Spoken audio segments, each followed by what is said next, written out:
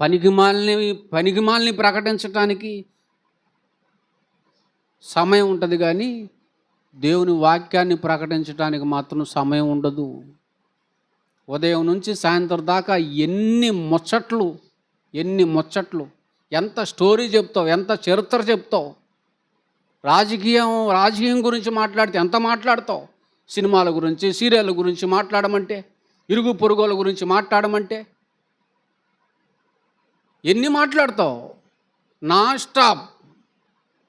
Non స్టాప్గా మాట్లాడతావు. కానీ దేవుని వాక్యం దగ్గరికి వచ్చేసరికి నాకు చదువు లేదు కదా. మరి ఆధార్ కార్డు ఎట తెచ్చుకున్నావు? చదువు లేదు కదా. రేషన్ కార్డు ఎట తెచ్చుకున్నావు? చదువు లేదు కదా. బ్యాంక్ అకౌంట్ ఎట తెచ్చుకున్నావు?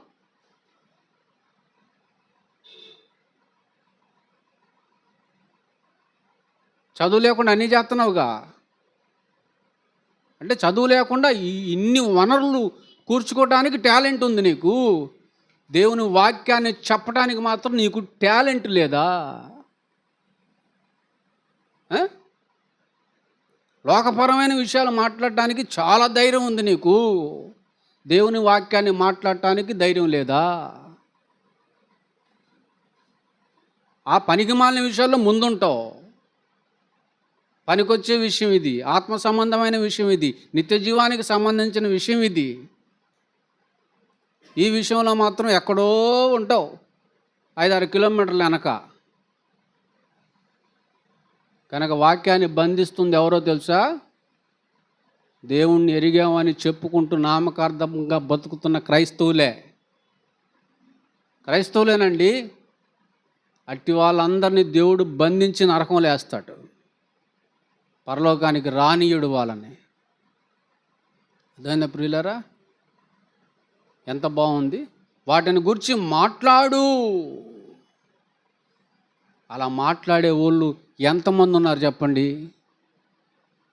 ఎంతమంది ఉన్నారు? ఎందరు ఉన్నారు? శరీరానికి పెట్టడం కాదు ఆహారం, ఆత్మకు పెట్టు.